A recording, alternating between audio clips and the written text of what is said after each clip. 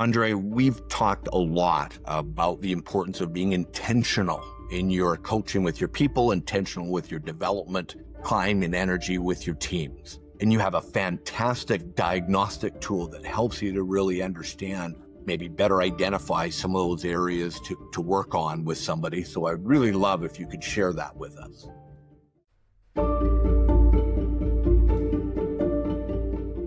Thanks, Darren. I've been using this for a while now, and I call it the Super 7. And essentially, it's 7 questions that are closed questions. And as you know, closed questions have a yes or no answer. But I found it really useful in terms of working with leaders in our facilitation that we do and other things that we do. So let me quickly go through it, because I think you find it really useful in helping you sort out, first of all, diagnosing what the real issue is, and then coming up with the appropriate solution.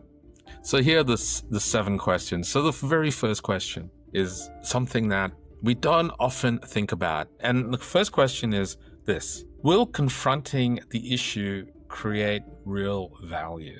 Will confronting the issue create real value?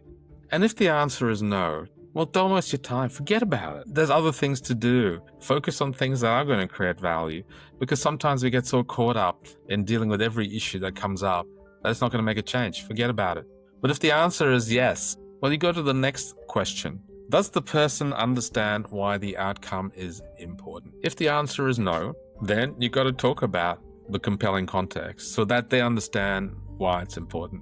But if the person does understand that the outcome is important, you go to the third question. The third question is, do they have the skills to perform? If the answer is no, well, obviously you need to build their skills. But if the answer is yes, they do have the skills, then the fourth question is, are they aware that they aren't meeting expectations? It seems so simple, but I can't tell you how often people aren't aware that they're not up to scratch. And if the answer to that is no, well, then you got to give them feedback. Of course you do, so that they are aware and their blind spots are no longer blind spots. Fifth question is a really interesting question. And the question is, does non-performance carry hidden rewards? Does non-performance carry hidden rewards? And you go, well, what could that be? And of course, hidden rewards could be, me not performing means I get to hang out with some of the other non-performers in my team. Me not performing means I get the attention of my boss. Me non-performing means, so there's these hidden rewards for non-performance. So if the answer of that is yes, there are hidden rewards, well, remove those. But if the answer is no, we go to our second last question, the sixth one.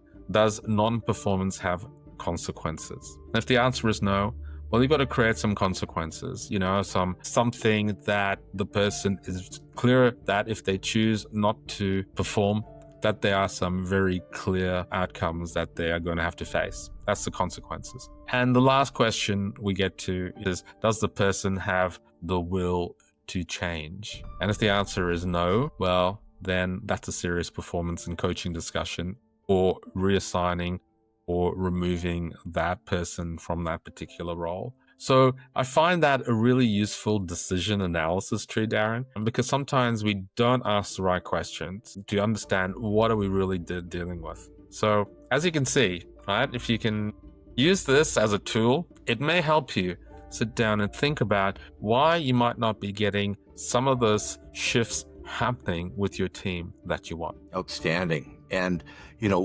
there just a couple of could go through each one of those and give examples of great examples and challenging, not as good examples where leaders have fallen down. But I think a couple things that really stand out is often leaders will, the skill thing. Do they have the skill? Because leaders, I found, will often expect a certain level of performance or outcome or ability to communicate or strategic thinking, and they haven't been taught. They don't know how, and they don't know how to figure out how to do it. And so I think that's really important. Is one in particular where I had a very senior leader frustrated that his people weren't thinking more strategically and they didn't understand the business well enough. And my question was, well, have you taught them yet?